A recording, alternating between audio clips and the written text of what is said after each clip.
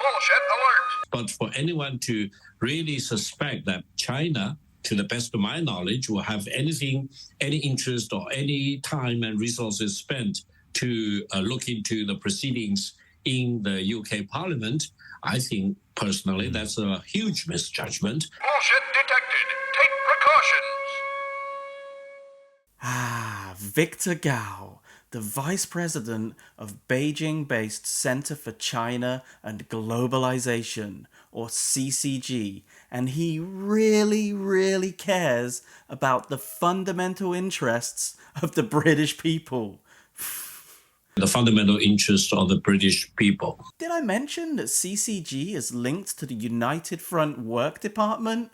And what is the United Front Work Department, I hear you say? Well, the UFWD is a department of the Central Committee of the Chinese Communist Party. And do you know what it does? It gathers intelligence and attempts to gain influence over elite individuals both inside and outside of China.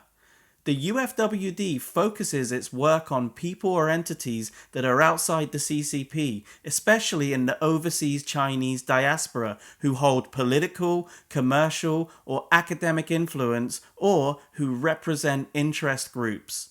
Through its efforts, the UFWD seeks to ensure that these individuals and groups are supportive of or useful to CCP interests, and that potential critics remain divided. So yes, Victor really cares about the fundamental interests of the British people, as long as those interests align with the interests of the CCP. So the reason I'm talking about Victor Gao and his links to the CCP is because he recently appeared on British radio station LBC and was interviewed by political correspondent Andrew Marr. During the interview, Victor was pressed by Marr about the alleged espionage China has been accused of committing in UK Parliament, and Gao made some interesting statements.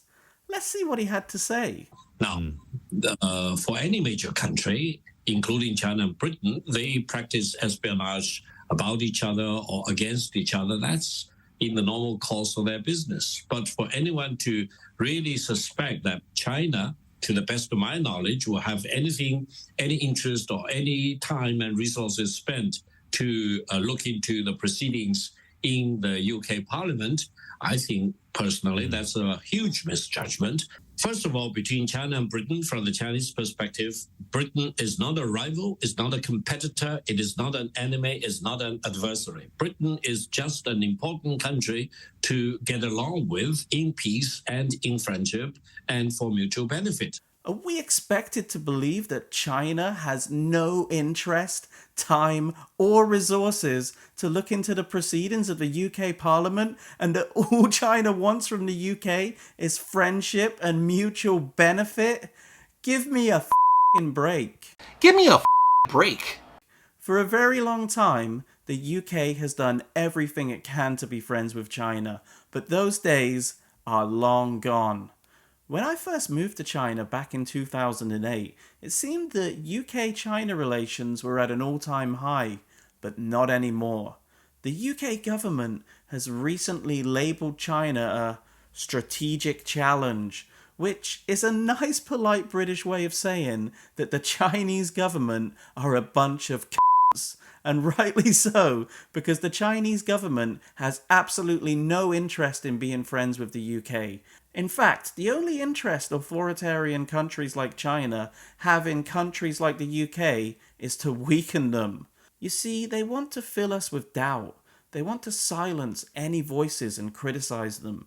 They want us to throw away our freedom in favor of authoritarianism, and they will do anything to make that happen. And that includes espionage, infiltration, and even bribing members of British Parliament to take a more pro-China stance. Case in point, Christine Lee, an Anglo Chinese solicitor who has been accused by MI5 of being a Chinese agent working on behalf of none other than the United Front Work Department of the Chinese Communist Party.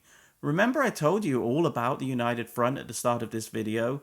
Well, MI5 released a security service interference alert to British Parliament about Christine Lee, which said, Christine Chinque Lee is working in coordination with the United Front Work Department of the Chinese Communist Party. We judge that the UFWD is seeking to covertly interfere in UK politics through establishing links with established and aspiring parliamentarians across the political spectrum. The UFWD seeks to cultivate relationships with influential figures in order to ensure the UK political landscape is favourable to the CCP's agenda and to challenge those that raise concerns about CCP activity such as human rights. Lee has been engaged in the facilitation of financial donations to political parties, parliamentarians, aspiring parliamentarians, and individuals seeking political office in the UK, including facilitating donations to political entities on behalf of foreign nationals. Lee has publicly stated that her activities are to represent the UK Chinese community and increase diversity. However, the aforementioned activity has been undertaken in covert coordination with the UFWD, with funding provided by foreign nationals located in China and Hong Kong. Lee has extensive engagement with individuals across the UK political spectrum, including through the now disbanded all-party Parliamentary Chinese in Britain group, and may aspire to establish further APPGs to further the CCP's agenda. Wow, that is a bit of a statement, isn't it?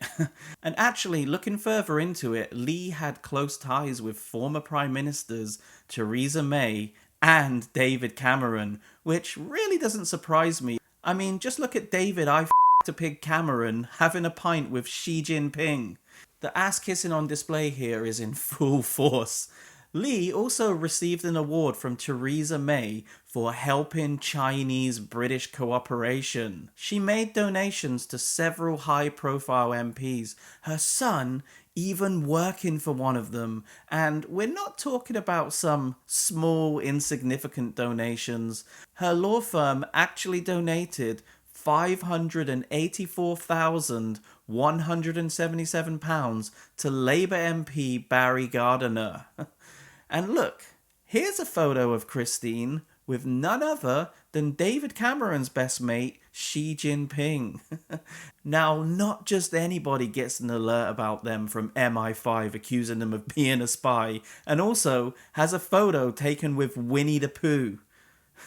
Now, I'm not saying that she was 100% spying for the CCP, but it does look a tiny bit suspicious, doesn't it? So anyway, Miss Lee is actually pursuing legal action against MI5 because according to her, releasing her personal details has led to racist and xenophobic attacks and also death threats. She's gone on record saying her human rights have been breached, which, although I don't particularly condone this type of behavior, bullying, threatening people, death threats, it's never cool, right?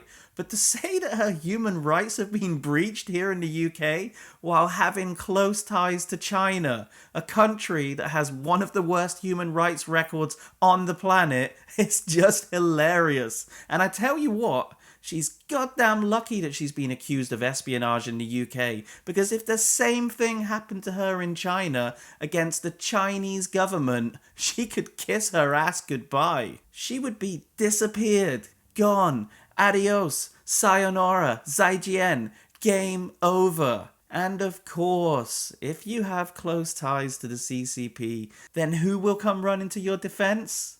The CCP's state-run mouthpiece, the Global Times, or as I like to call them, Global Lies. You know, that other Chinese state-run entity that likes to meddle in UK politics. Why does the UK allow an English-language newspaper run by a hostile government to spread that hostile government's disinformation to the British people? It's ridiculous. Can you imagine the same thing happening in China? A UK newspaper spreading British government propaganda aimed at taking down the Chinese Communist Party? It just wouldn't happen. But luckily, nobody in the UK that I know reads that rubbish, and I highly doubt they're going to start reading that crap. Anyway, Global Times comes to the rescue, saying MI5's accusation of Christine Lee is a dead cat. Yeah, good one, Global Times. You are the very experts at dead catting. Just look at all of the Chinese propagandists on Twitter.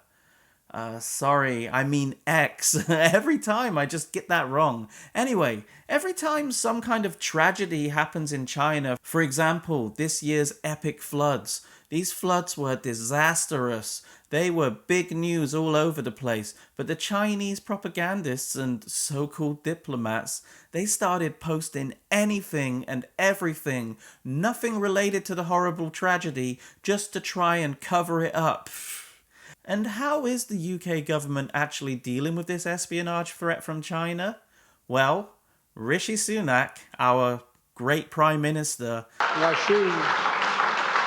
met China's Premier Li Qiang at the G20 summit and told him that China's interference in the UK Parliament is obviously unacceptable. Yeah, no shit, Rishi. Talk about stating the frickin' obvious. You want to know what's unacceptable? That you and your government allowed this to happen in the first place. I mean, isn't it so obvious what's happening? And you just let it go right under your noses.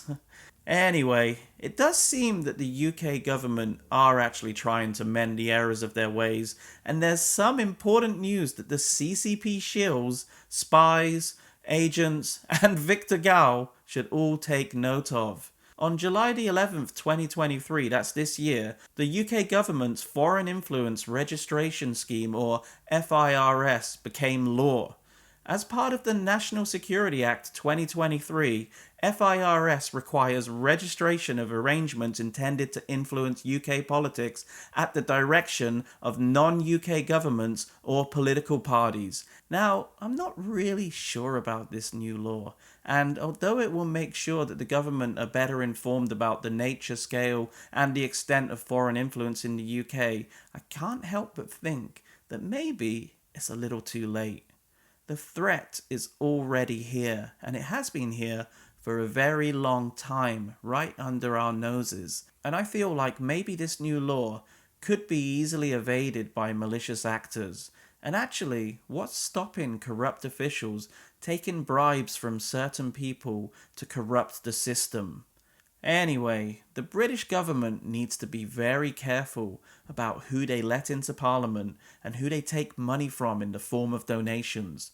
Politicians are not above the law, and they too can be easily corrupted and coerced into spreading the propaganda for a hostile foreign government like the Chinese Communist Party. Now, I'm not saying that every Chinese person who has influence in the British government should be treated as a potential spy for the CCP. That would be ridiculous. But if that person has ties to the United Front Work Department of the CCP, then it's logical to conclude that said person probably doesn't have the best interests in mind for the United Kingdom. Let's make no mistake about it. The Chinese government considers the UK as an enemy and will try its best to infiltrate and change our political system. They wish to push their propaganda far and wide, and if that means interfering with other countries' governments, then so be it. The UK government really needs to get their act together and start to create systems and find real solutions to identify these foreign agents before the damage they do is irreversible. Here's a word of advice to the British government. If somebody who is sending donations to one of your politicians has ties to China's United Front Work Department, then that should be a massive red flag, and no pun intended. It's time to label the Chinese government as the threat that they are. The so-called China's espionage activity in the UK is non-existent. Warning, bullshit alert. China resolutely opposes this. We urge the UK side to stop spreading false information and its anti-China political manipulation and malicious the framing of China. Bullshit detected. Take precautions.